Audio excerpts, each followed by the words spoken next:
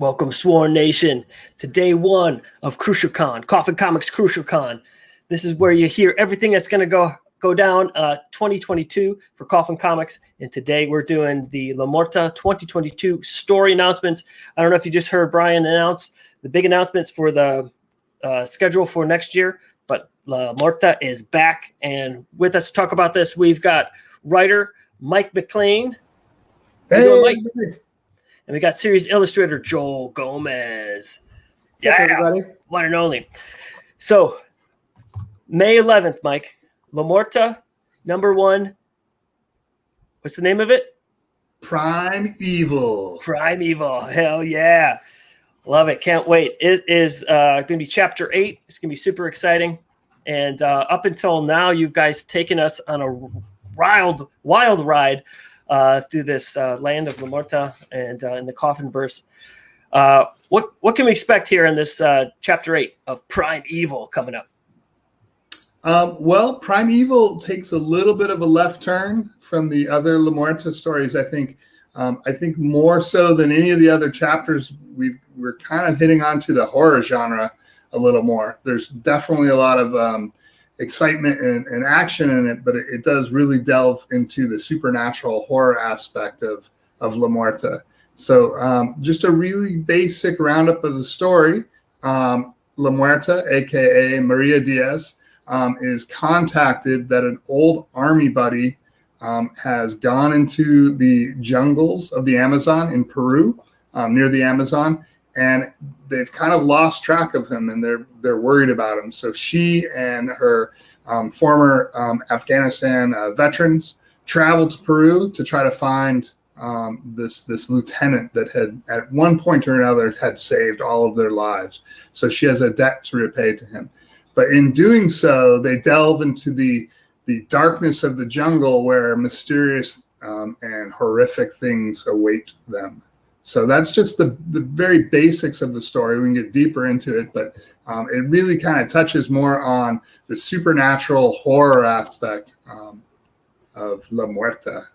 Oh, I love it. Oh, I think everyone's going to be so excited to see Maria Diaz, a.k.a. La Muerta, leave the city and go into that jungle environment. Oh, it's going to be so awesome to see that. I just got goosebumps just hearing about that, just like imagining what that's going to look like. The visuals. Joel, I can see that you probably super excited to see, like, now you get to play with La Muerta in a different background, because your backgrounds are so lush and just so gorgeous. So I can't wait to see what it's going to look like in the jungles of Peru. With the things that you can do. It's pretty exciting. It's a big departure as far as taking the little sugar skull out of the city. You can't take the sugar skull out of the city and still not be the same, right? So, but no, she's got a lot going on, and the change of environment is just the touch of the whole thing. I mean, there's so many elements to it. You're talking about an urban character that's very kind of vigilante, very vengeance driven, and she's going to be in a situation that's kind of different from what the readers have seen her in, and that's pretty exciting for me. But also and some of the backstory and some of the characters that we'll be touching on, they'll be completely new to a lot of readers, except for those that were very, very aware in chapter 1, some of the things that were happening there. Mike MacLean and Brian Pulido have kind of neatly put it all together in a way where something we were touching on in chapter 1, we are now seeing a little bit more about. So really cool idea that they had, and I'm really glad to be a part of helping them flesh that whole idea out. It's exciting, man. That's really cool. Yeah, it's neat to see that. We get to see a little bit more about her military background. Yeah. Everyone's asking about that. It's like, what, can we hear more about it? So it sounds like some of that's going to be revealed, since she's going to go back and help out that was it the sergeant that she owes that debt to. Secrets revealed, Mike? Secrets revealed. There will be a little bit will be revealed even early on in the book. I don't want to give too much away. No. I think more it's an exploration of, like Joel said, how she deals with this different environment and just the supernatural environment. And I will reveal one thing. This is one time where she's kind of on her own. Santa Muerte basically says, if you go into the jungle, you go without me. So this is Maria Diaz without Santa Muerta to back her up. And if you, I don't want to reveal too much about the last issue if some of you haven't read Onslaught, but her powers, some of La Muerta's powers were kind of revealed, and now they're kind of stripped away because she has to do this without Santa Muerta's aid. All right, so folks who haven't, they're new to La Muerta, let's play this video real quick. It's the Descent story, the first story of La Muerta, and then we'll talk about what we just saw and how it ties in with Chapter 8 coming up. La Muerta is the story of Maria Diaz, a soldier returning from a tour of duty in Afghanistan to be reunited with her family on El Dia de Muerte, Day of the Dead. But her brother has fallen in with an occult-leaning crime cartel headed by the insidious Mama Z. And when they see the family celebrating, they think they've been ripped off by them. The entire family is murdered in cold blood. 8 months later, Maria wakes out of a coma to find her family dead and gone. She seeks justice from the police, her church, but she finds none. They're all in league with the crime cartel. Daring the impossible, Maria, aided by the mysterious Faustino, decides to dismantle the multi-pronged crime cartel. Can one woman defeat 100 hardened criminals? Is it even possible? And what will be the cost to her soul?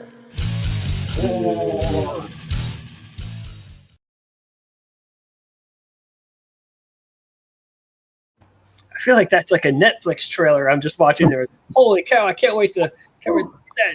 That's so exciting. So in Descent, we learn about her military background, and it sounds like we get to learn a bit more in Chapter 8. So that's awesome. It bookends that together. And something that came to mind, Joel, is just like the artwork. It's just the colorist, CC, you guys together, your teamwork just created something that it seems like I've never seen before in comics. It's just amazing that what you've done. So how is that going to translate now to this new? I don't know. What do you want to say about that with the coloring and everything with for the newest chapter? Yeah, I guess throughout the whole thing from chapter 1 to 8. Like let's go over the whole thing now. Let's dive deep into the world.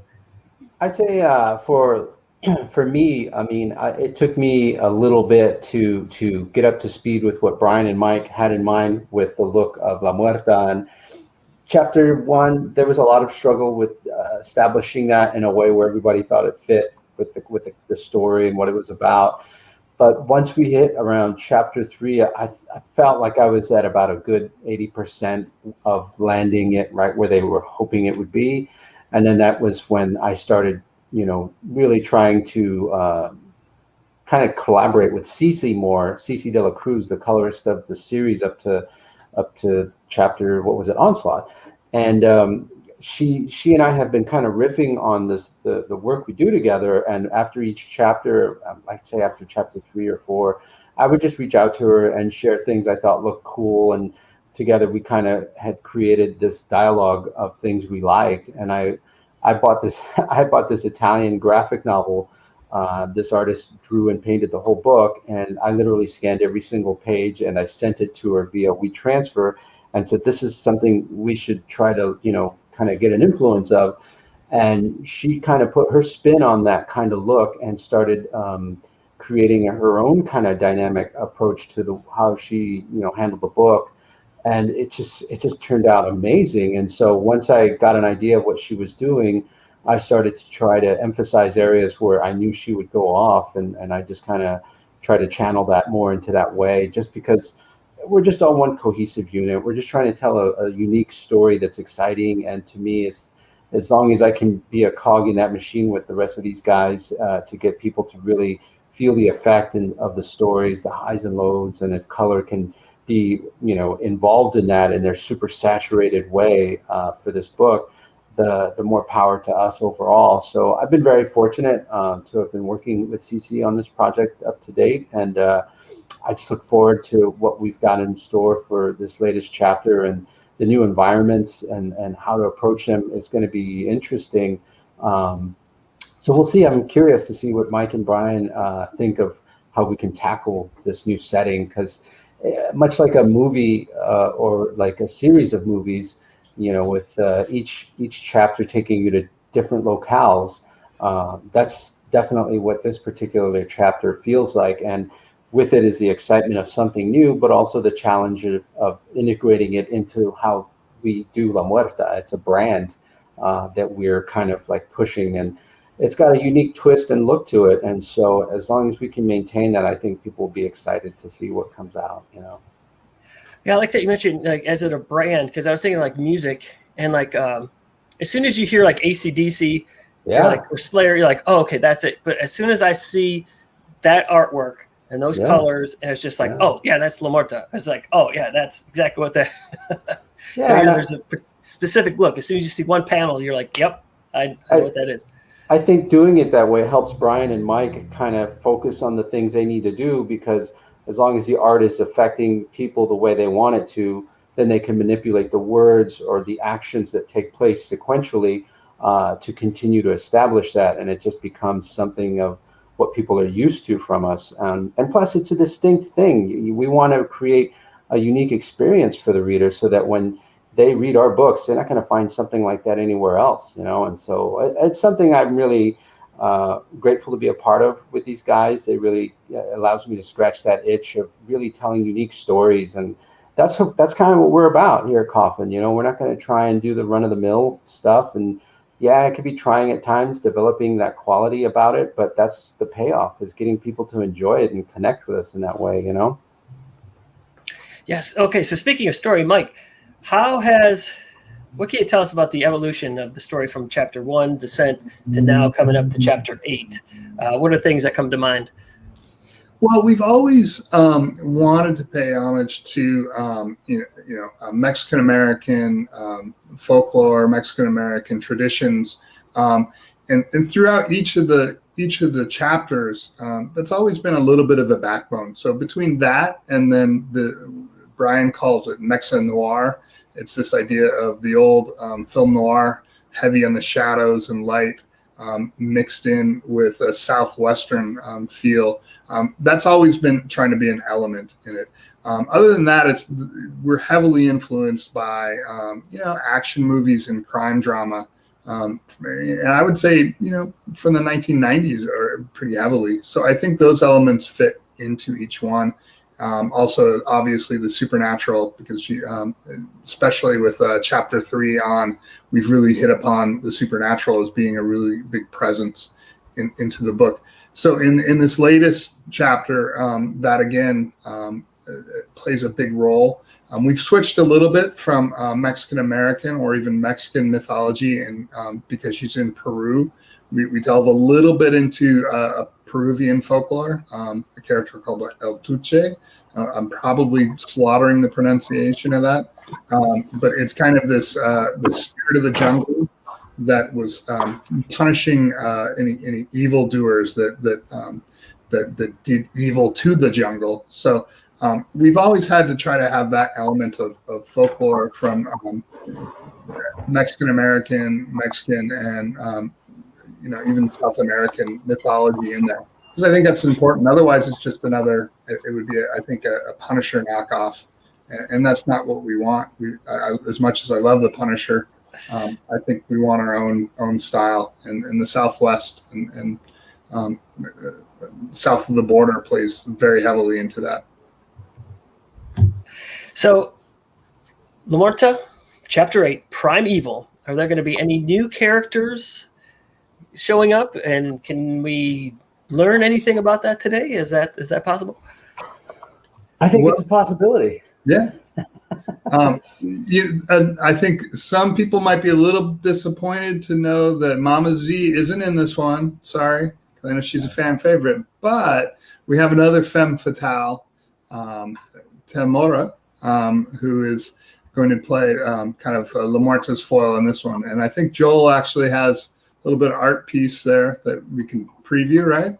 Yeah. So basically what I'm about to show you is I was going back and forth with Mike and Brian, and I was trying to really nail down this idea that they had in mind. And so we did a couple of rounds. First couple rounds had too much of a look or quality that was a little passive.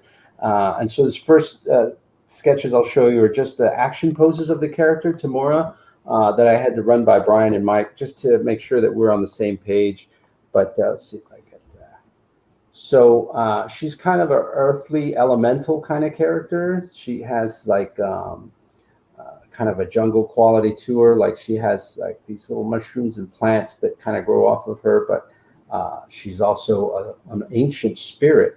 And I'm sure we'll learn a lot more about her as we reveal more. So basically what I did with these character designs are really just sketches to evoke the feeling of the character. How does she walk? How does she stand? And just give a sense of identity and how she would carry herself, so that we could share those with artists who would possibly be working on covers for that image.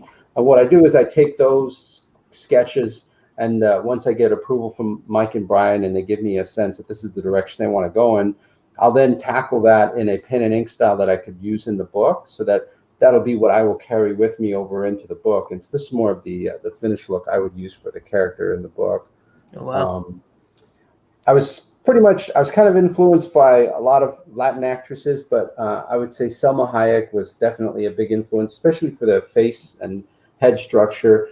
She has a look about her that's very classic, but also it's like a classic, Hollywood actress, but of a Latin flavor. And I thought that was an appealing look to the character of Tamora, because she's kind of tenacious. She's kind of very aggressive and assertive, but there's a slyness to her. She's got like she's not like a cat, but she's kind of got like a quality that's kind of nimble about her, and she's very quick. So these were all elements that I kind of rolled up into one and came up with a look at a character who will be, again, she'll look like an ancient kind of character who she seems to be melding with parts of the jungle. So there's elements that give her this feeling of a natural or like an earthy quality entity, but she still has a very human form about her. There are a lot of other things about her that we have yet to reveal, but at least you know what she looks like. Very stunning. The artwork, the action poses, those are just breathtaking. And then that final one you just showed, she has like I don't know if it's like almost like a timeless feel. Like what you gave her is just amazing. Yeah. Like how does it feel to like see the character, like Joel, just take that with the words that you put down and then see him transform it into a two-dimensional. I have to say, like I feel bad about that. When we were pitching this character to him, it was just such a challenge on his end, because we were saying, okay, she's ghostly, but she's got kind of like a cat-like physical feel to her, and then she's got to be sexy, but then maybe some plants growing off of her. So how do you do that? I'm sure he was like, yeah, thanks, guys. Like, sexy, but plants, mold, fungus on her, what?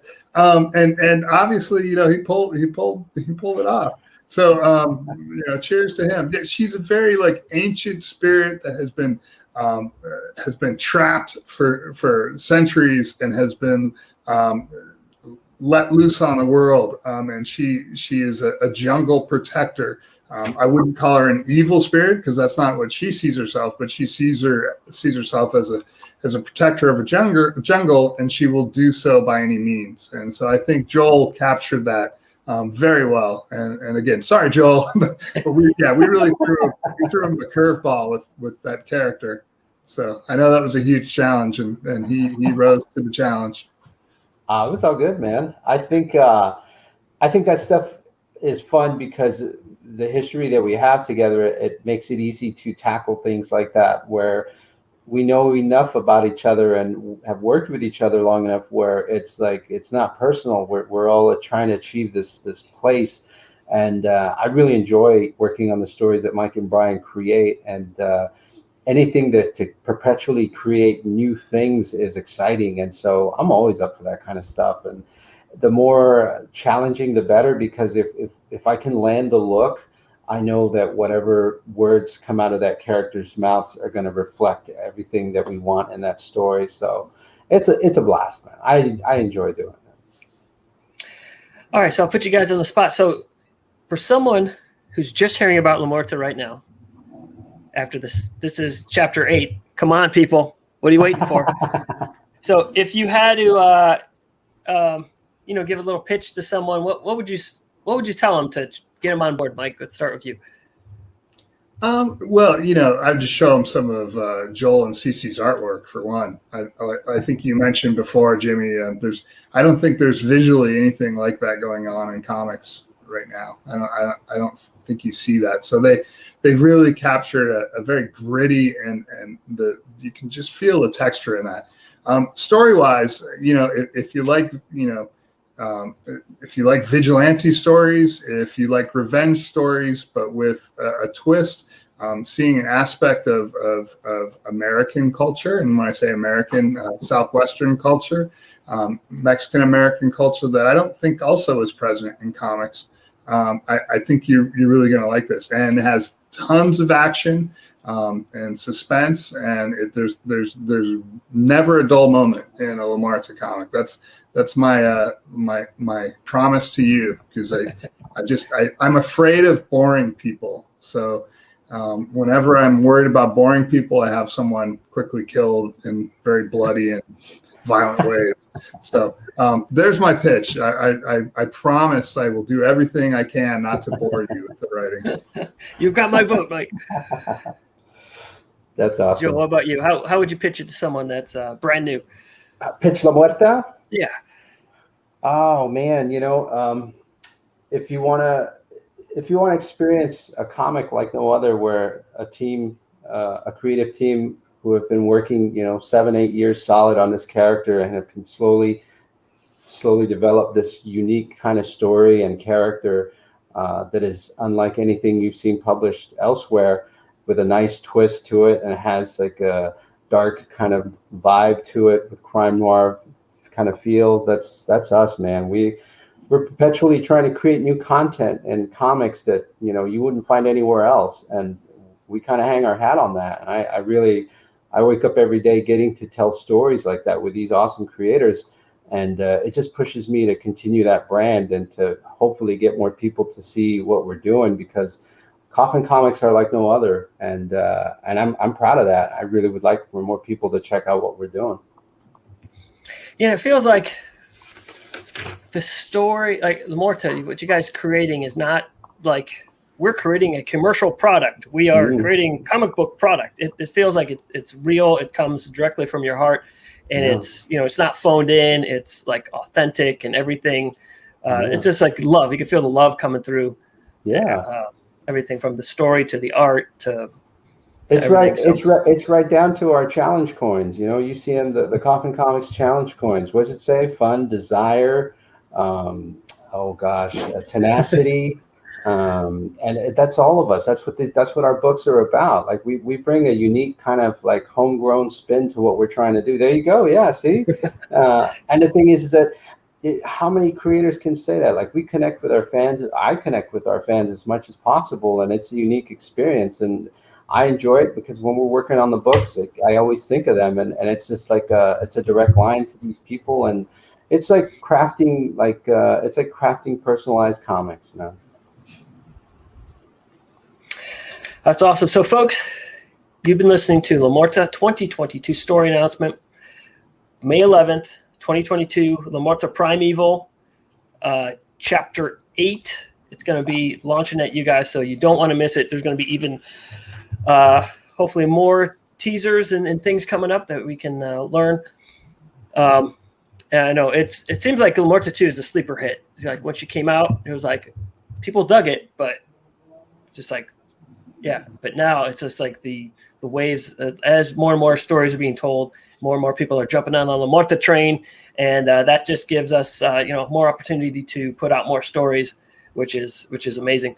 She's a great character that deserves more stories. So, any final words, guys, before we call it quits? Well, I just, as always, want to thank everybody who's backed La Muerta, especially the last one, Onslaught, and you are the reason why there is a Chapter 8. So So, because you've backed this, that gave us the green light for the next one. And if you back Primeval, that'll give the green light for the next La Muerta after that. So, Thank you so much. I can't say thank you enough. Yeah, everyone's thanks, voting guys. with their dollars for sure. Joel, good. Yeah, I can't thank the fans enough. I mean, I connect with so many of them on Facebook on the Sworn Nation page, and opportunities to tell more La Muerta stories is always awesome. And I was really blown away with the support Onslaught received, and that just filled my heart. And I know that's going to be carrying me over into all the pages that I'll be drawing, because it just inspires us. And for us, we put a lot of work into these books to make them what they are. So it's nice to see that it's finally, connecting with people that it hadn't before. And I'm super appreciative of those people, continuing to support Coffin Comics and La Muerta specifically. So thank you so much, guys. We really appreciate it. And looking forward to you guys checking out Prime Evil. Prime Evil. Yeah, I love that name. So happy Brian named that one. All right, folks, you've been watching Crucial Con. We got 2 more days to go. This is just day 1 of Crucial Con. Stick around. We got much more coming at you. Thank you so much, Sworn Nation. We appreciate you. Thanks, everybody. We're sworn to you. Yeah.